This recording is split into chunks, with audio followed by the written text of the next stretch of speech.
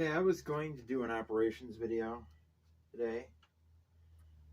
In fact, you can see the train is moving.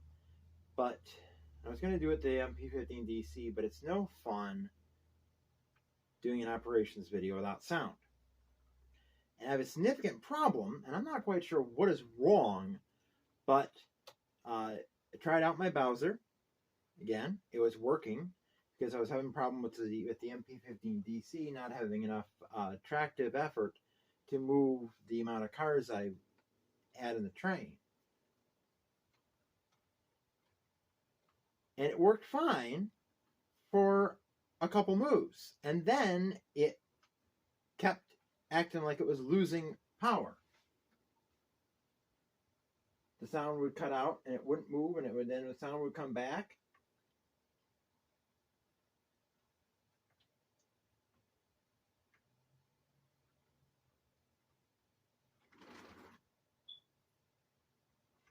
And stuff like that.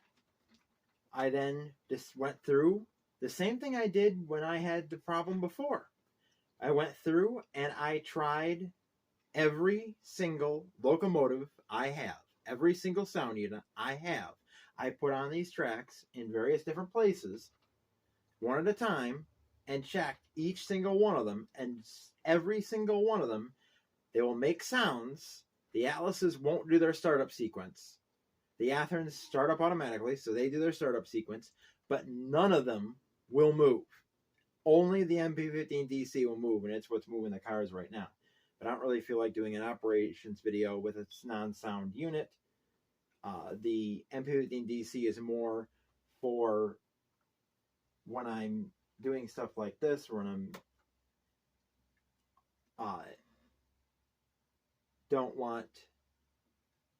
when I want a peaceful, just by myself. Because when it's a sound unit, yes, you can turn off the sound. Not with, well, sort of. But you have a sound unit, you want to hear the sounds. So I don't know what's going on with this layout. I have checked every single rail joiner. The solder, I had to change the feeders over because the first one came off. So that's not connected. So I switched over to the next two. And the MP15DC works normally, but all my sound units don't do a thing. Don't know what's going on. It doesn't make any sense to me, but if you have any idea what's going on, comment below. So we'll do, now we'll go to the train show. Okay. Now I got that taken care of, and now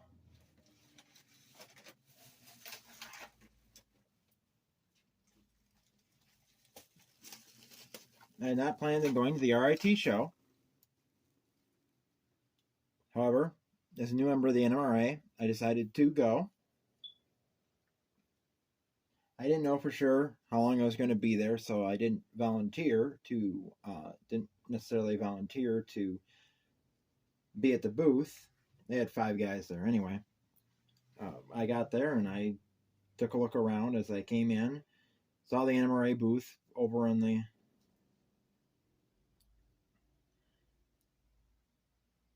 a couple rows over. I looked at a couple things and then I went over. I met Dave Durr, the president of the Lake Shores Division, and it was a young kid, Pearson there, and 3 other guys, Ned Spiller, is that his name? Ned something. He's a master model railroader. He's the AP chairman for the division. I can't remember his last name. Spiller or Speller or something like that. Anyway, hung out there for a while, and then I took a walk around. I had just gotten my SSI from my brother, so I had some money. I figured, I can probably spend up to $200. So I didn't spend that much. I was looking around, and there were quite a few people selling newer stuff. There was a lot of locomotives there and stuff like that. Stuff for like $200, $300, $150, $200, $250. There was a lot of cars there for $5. In fact, the table next to the next to our division booth had every single car I think on there was $5 or $5 or $4. Actually, I didn't get anything from there, oddly enough. I hadn't taken my bag, but luckily the first person I stopped at, and that thing I'll show you last, is gave me a bag, and so I added some other cars to my roster. Now, went to another table and picked up some cars that were 3 for $20 for cars with plastic wheels, but they all had KD couplers, and 2 for $20 for cars with metal wheels. This is, I think, is one of the ones that had metal wheels. In fact, I think there was a couple that I bought for a plastic wheel price that actually had metal wheels. But we got Pennsylvania Railroad 67824. Now, PRR is, even though I just got a bunch of coal hoppers for Pennsylvania Railroad, PRR before that was not very well represented on the layout. In fact, I only had one Model Power Pennsy box car before I got this one. So added the PRR to my list, to my roster. I did not take my notebook of stuff I have. So unfortunately, I couldn't be sure about some things, but there were some things I knew I did not have. Like, there's another railroad added to the roster. This one was built in August 1852. We have a Virginian 63114. So we have the Virginian now in the layout, represented by one boxcar.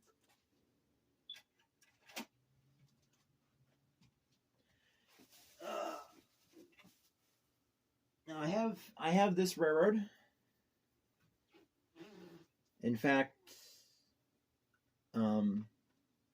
actually there's none of them on the layout right now. Where is there? Is there one down here? Let's see, B&O, UP, DLNW, B&Q, BCK. Nope. But we have another paint scheme for the railroad. We have a black Southern Pacific overnight boxcar. This one was built August 1946, fits the era of this layout, and a black Southern Pacific. Give a little variety in color to the layout, since most of the cars on the layout are brown. So that, of course, goes over here in the box of ones that don't have boxes. Now I have downstairs, there's a chest of those plastic drawers that the drawers are only about that thick, so that deep. So every single one of those cars that's in that box over there on the shelf will be put in that. I got to clean out some more stuff from this room, and I got to wash that because it's filthy. All right, now we have another new to this layout railroad. One I've been looking to get one of, but could not find one. They have built in October 1946, St. Louis, San Francisco 28441. So you have now we have a Frisco boxcar on the layout. Once again, brown, but yeah, what can you do? Most of the boxcars in that era were brown. You didn't really start getting colors until the 80s, I think, maybe 70s. Now we have now this. I do have one of these. I have one boxcar for this railroad, but I knew I didn't have this road number because I knew I did not have this car. My other one is actually an Athearn. So we have Great Northern 18626. This one definitely has plastic wheels. It's a Walthers, but that goes over here in the box. Now all these have already been added to JMRI, so when I can do operations in the layout again, when it doesn't act up, I might put off operations until I actually get the layout fully functioning. Just switch the freight depot on my own time and stuff. Now, this one Mark, My Life Tracks, you're going to wish you were at the show and you had picked up this first, unless you already have it. You might. This is an Athearn Blue Box model for nickel plate 29526. Now a nickel plate road on the layout. A somewhat local railroad. You'd think I would have that more, but you don't really find very much. It's odd. You do not find very many Eastern Railroad boxcars. Most of what you find are Santa Fe or Union Pacific, Southern Pacific, Burlington, Rio Grande. You find lots of those. However, I have been finding a lot of B&O lately. But once again, we're going back to the West. Now, this is the railroad I bought 2 of these cars because I knew I did not have any of them at home, and they are different road numbers. They're also different paint schemes. They're both Athearn Blue Box. No, they're not both Athearn Blue Box. One's Athearn Blue Box. The other one, I'm not sure. AccuRail, maybe? Yeah, that's AccuRail. It's got the pin that holds the trucks on. But we have road numbers 5526 and 5481 of the Chicago Great Western. I have the Chicago Northwestern, which bought out the Chicago Great Western, but I did not have any Chicago Great Western cars. So, got somebody, I think there's one of my subscribers that models the CNW, is a CNW CGW fan, so they'll be excited to see those. So, that is it for the freight cars. I bought 8 freight cars. Those cost me $60. Now the first thing I grabbed, and the most expensive. This was $92. Okay, as I was saying before, I was so very rudely interrupted by my phone cutting off the recording. This is $92. It is not DCC in sound or DCC at all. It is DCC quick plug equipped. I think this is a newer, this is 2010.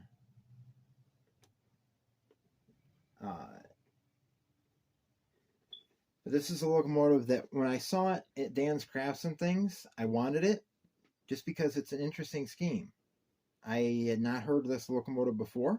And this locomotive, when I got back to, when Dave got back to the NMRA booth when I was standing there, because I spent most of my time at the NMRA booth.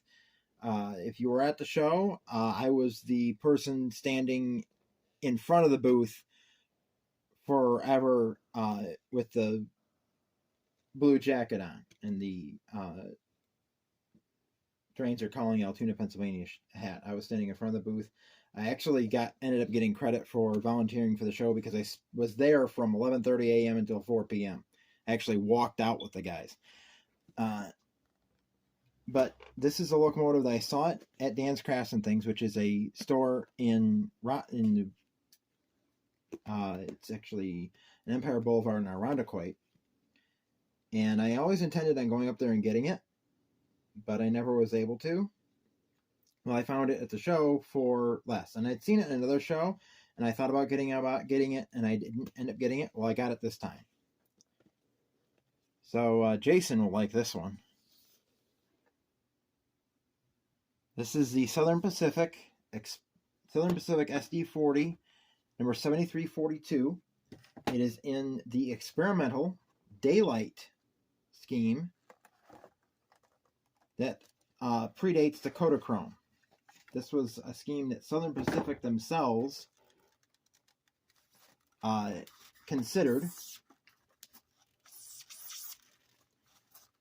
and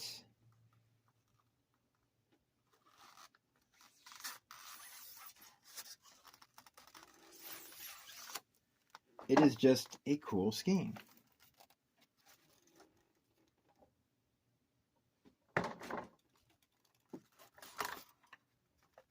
It's very reminiscent of the Kodachrome.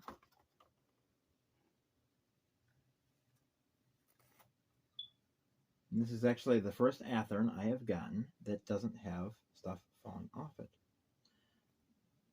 Of course, the box has got quite a bit of marks, quite a bit of like dirt marks on it, so it's possible somebody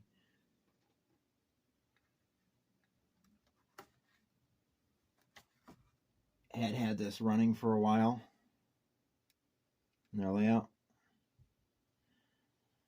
But that is the experimental. Oh, that's interesting. They have the nose split. They have gray on the side and red on the other. I wonder if that's to keep the engineer from getting blinded or something. And this is different on this side as well. You got the red has two little yellow things out of it. But yeah, we have a Southern Pacific. Well, we have actually two Southern Pacific locomotives because we have the MP15 DC, which is in the background, and now we have an SD40. But this would not run unless I connected up the DC power pack, and I'm not going to do that right now. It's sitting over there beyond the stacks of boxes from cars that are on the layout, but I'm not gonna mess with it right now. But I'm very happy to have this locomotive. I will eventually put a decoder in it. I don't know if I'll have it be sound. I should have it be sound. I have to research which decoder it goes, because I don't think it's the same decoder that has to go in the SD40 T-2, because that's a pre-2007. I think that's pre-2007 model. Let's see here. No, they're the same era. That's because that's copyrighted 2012. So I think they're the same era. So it might be exactly the same decoder that goes in this one that goes in that one. So we'll see. Of course, it's Athearn ready to roll, so it doesn't have the extra hoses down here and stuff like that. But the one thing that I'm very happy about is the fact that the handrails are secure. They're not falling off like every single other Athearn I have ever gotten. That's the first Athearn I have had that the handrails aren't falling off. Well, there's one that's loose up here, but it's actually in good condition. Wow, that's amazing. But that's going to look good on the rails when I get it ready to run. For now, it will be a shelf queen. And that's it for the train show. I definitely impressed train show with the guys at the Lakeshores division of the NMRA. The president is a very good guy. There was a guy there who's wearing Bill's getup. He just come from a Christmas party. I don't think I heard his name. He was a great guy. You talked to him. He was talking about the Buffalo Creek. I showed him a picture of my Buffalo Creek boxcar because he was talking about he got one. He was at the Hemlock show apparently. I don't remember him from there. The guy that talked to me about joining the NRA at the Hemlock show was not there. I don't know who he was. I'll probably see him at some point. I met Ed O'Connell, who is the person in charge of the Opera on the Clock sessions. We talked about me being involved in those as a participant this in March and stuff like that, and eventually having my big layout is built. Big layouts are built. I will be hosting for that, which God knows when that will happen. But I was there's something I saw, a lot of stuff I saw at the show that I really liked, and that was not the stuff there, but the people. The RIT show this year, I have not been to the show in years, but you don't really see this very often in many shows. But there were a lot of kids there, and there was a lot of girls. In fact, there were a few girls who ran the division's switching layout and got junior engineer stickers, and they were happy. They were excited about it. In fact, I think it was two of them that ran it. There was a N-scale train set that was being raffled off by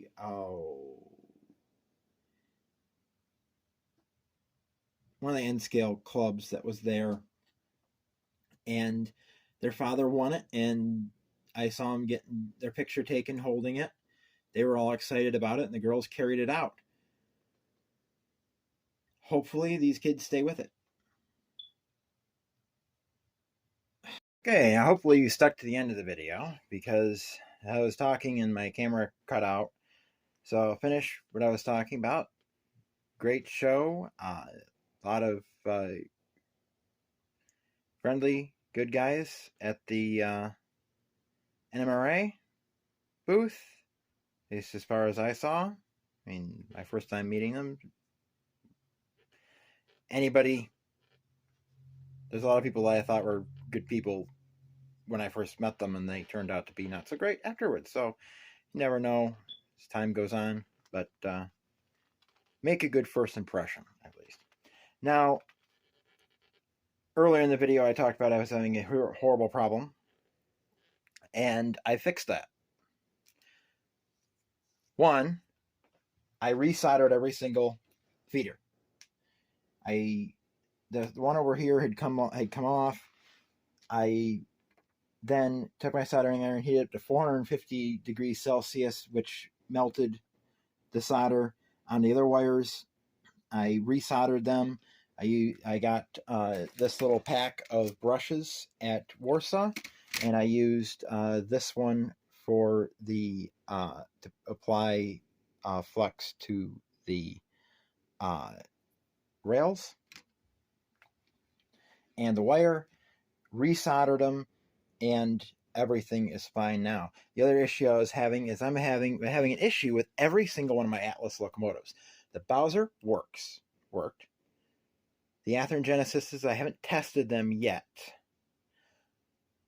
But then I put the CN on the rails. It would, when it sounded the horn, it would sound the bell. It would not light the headlight. It would not do the startup, and it wouldn't move. So I did this with the CN. I I just tried something arbitrarily. I did it with a CN, then I did it with the NYSW, which also wouldn't run. Now I got the Conrail here. Now this should not move because I haven't fixed it yet. So yeah, I got it up to speed step 23, and it's not moving. Blow the whistle, the bell. Headlight won't light up either way. So what's wrong? Well, here's how you fix it. You have a locomotive that does this. I think it's only Atlases that are doing it, because all three of my Atlases have done it. The Bowser did not. They have the same decoder in it. They're all three Loc-Sound version 5, but only the Atlases are doing this. Other people have said you press 8 a couple times. No, that's not what you do. You hit delete, enter the loco number, 6040, enter, now.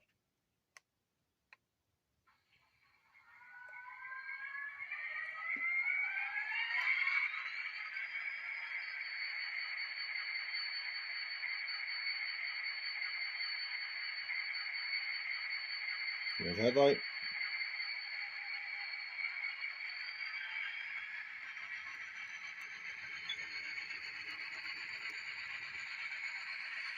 There we go.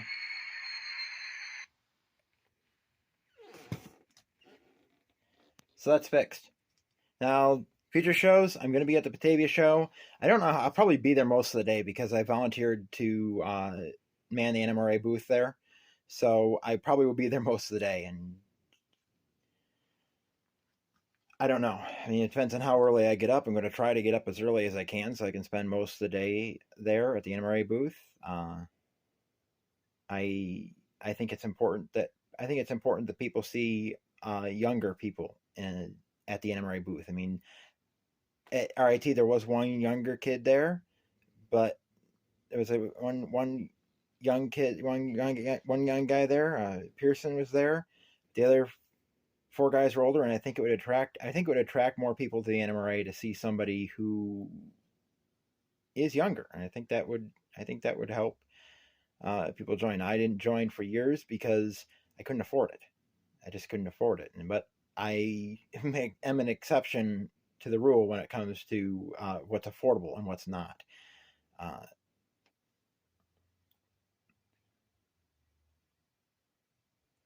So, yeah, I'll be there. Either probably be at the NRA booth or walking around. So you'll see if you go to the show, you'll see me there at some point, somewhere. Unfortunately miss Mark because he went the day before. Even if I had planned on going to the show, I wouldn't have been there Saturday because I work Saturday. I was work Sunday too. But it was pouring rain, and I don't work in the pouring rain. It doesn't work very well. So that's it for this video. We'll see you next time. From CP Silver Springs, Milepost 360 and the Norfolk Southern Tier Line, keep on living trains. Tim out.